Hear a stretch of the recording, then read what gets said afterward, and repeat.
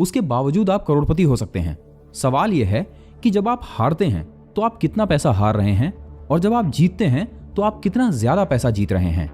कि उन्होंने जितनी ज्यादा अपॉर्चुनिटीज में अपना हाथ डाला, भविष्य के लिए उनके पास उतने ही ज्यादा मौके होंगे। हो सकता है इनमें से कुछ इन्वेस्टमेंट आइडियाज खराब हों, पर जो आइडियाज चलेंगे वो उन्हें अरबपति बना देंगे। The man who can do average things when all those around him are doing crazy is the genius. यानी जब आपके आसपास के सारे लोग बेवकूफी भरा काम कर रहे हो तो एक नॉर्मल काम करना भी एक जीनियस की निशानी है। चार्ली मंगर कहते हैं कि अगर आप इन 10 स्टॉक्स को वॉरेन के पोर्टफोलियो से निकाल दें तो आप समझेंगे कि वॉरेन बफे किसी भी एक एवरेज पोर्टफोलियो इन्वेस्टर की तरह ही काम कर रहे हैं। Good evening friends. Psychology of money के 5वें चैप्टर में हमने ये देखा कि सिर्फ अमीर होना नहीं बल्कि अमीर बने रहना बहुत जरूरी है। एक बार जब आप पैसा कमा लेते हैं तो आपने जो भी कमाया हुआ है उसे सहेज कर अपने पास रखना कहीं ज्यादा कठिन काम है। पर अगर यह पूछा जाए कि इस बुक का सबसे प्रैक्टिकल और सबसे कठिन चैप्टर कौन सा है तो वो है चैप्टर नंबर 6। टॉपिक है पैसा लुटाकर भी आप करोड़पति बन सकते हैं। यह सुनने में थोड़ा सा अजीब लग सकता है, पर जरा ध्यान से सोचिए। अगर आप किसी इंसान से यह पूछें कि वो 100 बेट्स लगाता है और उसमें से 50 जीतता है और 50 हारता है तो आखिर में उसके पास क्या रहेगा? हम में से ज्यादातर लोगों का आंसर होगा 0। पर फाइनेंस की दुनिया में ऐसा नहीं होता और यही साइकोलॉजी ऑफ मनी का चैप्टर नंबर 6 आपको सिखाता है। नाम है टेल्स यू विन। यानी अगर आप पैसा लुटाते भी हैं तो भी आप अपने भविष्य में करोड़पति बन सकते हैं। पर सवाल है कि ऐसा कैसे हो सकता है। इसके बारे में डिटेल से एक्सप्लेन करते हुए राइटर एक famous Hollywood actor Brad Pitt की कही हुई बात से शुरुआत करते हैं।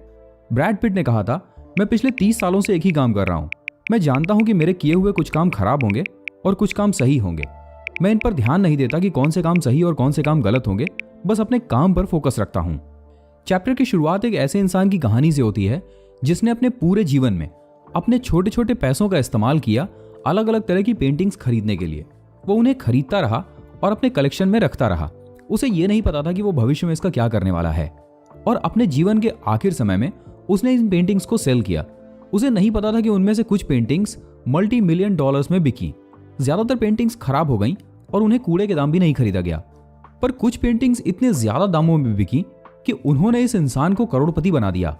और यही साइकोलॉजी ऑफ मनी का चैप्टर 6 काम आता है, जो ये बताता है कि आप अपने जीवन में जितनी भी बेट्स लगाते हैं, अगर उनमें से कुछ खराब भी जाती हैं, उसके बावजूद आप करोड़पति हो सकते हैं।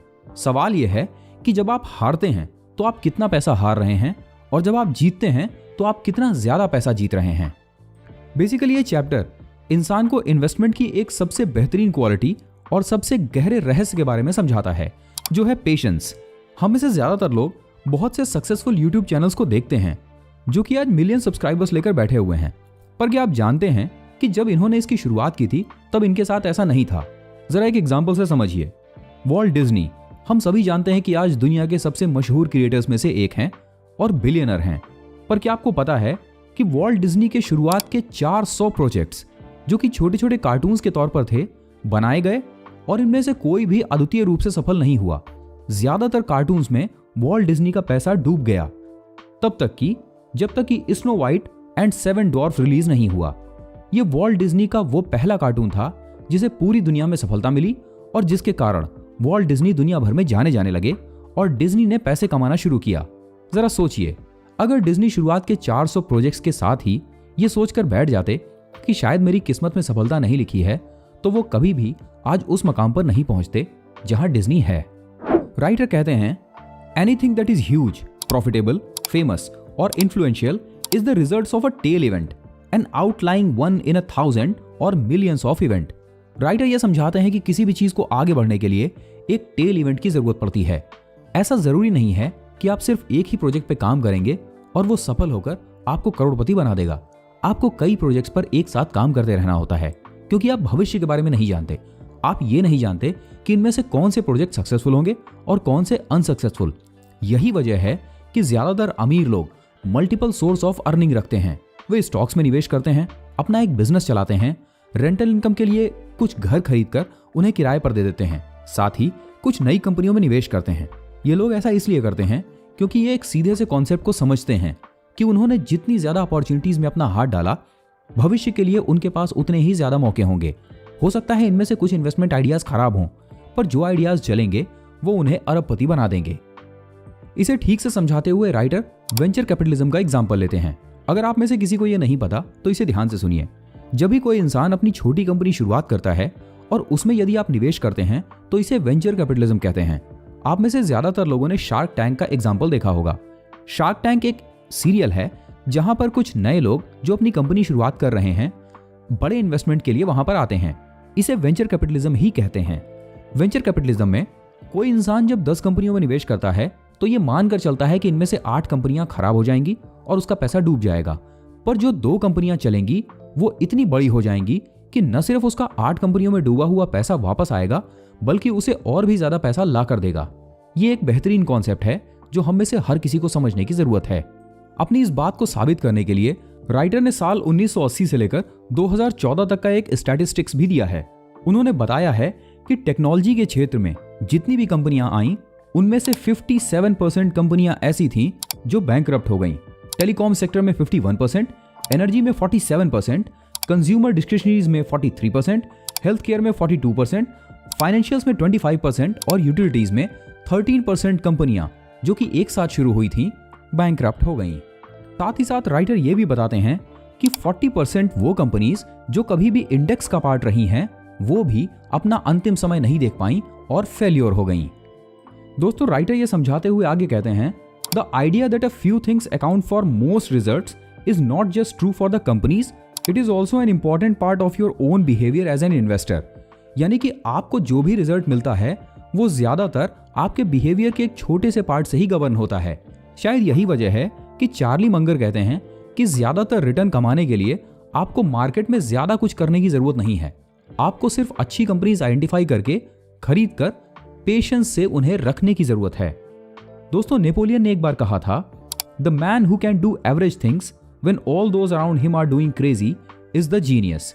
यानी जब आपके आसपास के सारे लोग बेवकूफी भरा काम कर रहे हो तो एक नॉर्मल काम करना भी एक जीनियस की निशानी है। दरअसल इसे इस तरह से समझिए, जब मार्केट के अंदर किसी तरह का पैनिक हो और लोग ज्यादातर स्टॉक्स को सेल कर कर भाग रहे हों, ऐसे समय में हम एक कहावत जानते हैं, you buy when others are fearful. इसलिए आपको ऐसे समय में एक सिंपल सा काम करना है, क्वालिटी के स्टॉक्स जो अच्छे लेवल्स पर मिल रहे हैं उन्हें बाय करना है।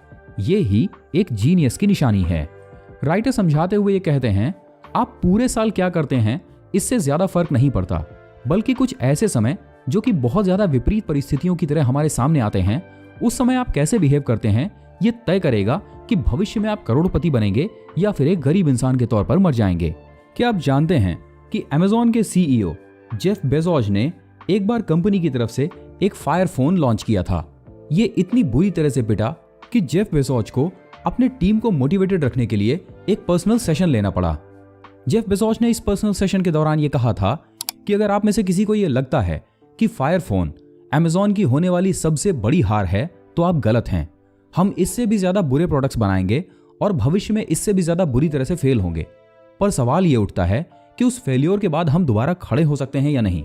इसलिए हमेशा इस बात के लिए तैयार रहिए कि हमारे कितने प्रोडक्ट फेल होंगे ये आप पर ज्यादा असर न डाले, बल्कि जो प्रोडक्ट्स पास होने वाले हैं और जो सफल होने वाले हैं इस बात पर फोकस कीजिए वो कितनी बुरी तरह से सफल हो सकते हैं और आपको कितना ज्यादा मुनाफा दे सकते हैं। नेटफ्लिक्स के सीईओ रीड हेस्टिंग ने एक बार अपनी कंपनी के एक मीटिंग के दौरान यह कहा था। उन्होंने कहा कि हमारी टीम के ऊपर लगातार परफॉर्म करने का प्रेशर है। हमारे पास इतने सारे प्रोजेक्ट्स हैं कि उनमें से आधों का खराब होना तय है, पर मैं इस बात पर चिंतित नहीं हूं।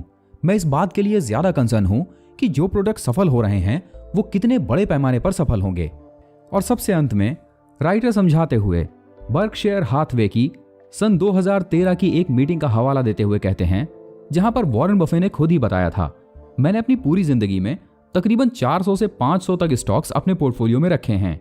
इनमें से बहुत सारे स्टॉक्स खराब हुए, पर मैंने सबसे ज्यादा मुनाफा सिर्फ 10 स्टॉक्स में कमाया। चार्ली मंगर कहते हैं कि अगर आप इन 10 स्टॉक्स को वॉरेन के पोर्टफोलियो से निकाल दें तो आप समझेंगे कि वॉरेन बफे किसी भी एक एवरेज पोर्टफोलियो इन्वेस्टर की तरह ही काम कर रहे हैं। इसीलिए मंगर कहते हैं कि सवाल ये नहीं है कि आप कितनी बार हारते हैं, पर बड़ी चीज यह है कि जब आप हारते हैं तो आपके हारने का साइज और जब आप जीतते हैं तो आपके जीतने का साइज, इन दोनों में अंतर कितना बड़ा है। जब जीतिए तो अपनी जीत को बड़ा कीजिए और जब हारिए तो अपनी हार को छोटा कीजिए। अब सवाल यह है कि अगर चैप्टर 6 को आसान भाषा में एनालाइज करने की कोशिश की जाए तो रिजल्ट्स क्या निकलते हैं। सबसे पहला, आपका बिहेवियर, और उस बिहेवियर का छोटा सा ही हिस्सा ऐसा है जो यह तय करता है कि भविष्य में आप करोड़पति बनेंगे या नहीं। तो वो कौन सा हिस्सा है? जवाब है लगातार फोकस्ड रहना अपने गोल के लिए, और दूसरा हार्ड वर्क और कंसिस्टेंसी रखना। नंबर 2, फेलियर के बावजूद भी हार न मानना और फेलियर को अपने प्रोसेस के तौर पर ही एक्सेप्ट करना। नंबर 3, खुद को लगातार बेहतर करते रहना और आप जिस भी प्रोजेक्ट पर काम कर रहे हैं अपने अगले प्रोजेक्ट को पिछले प्रोजेक्ट से बेहतर क्वालिटी का डिलीवर करना। और नंबर 4, हमेशा याद रखना कि आपकी सक्सेस के लिए सिर्फ एक टेल इवेंट की जरूरत है और उसे लगातार खोजते रहिए। दुनिया के एक अरबपति इंसान जॉर्ज सोरोस ने कहा था, you can be wrong half the time but you can still be a wealthy person.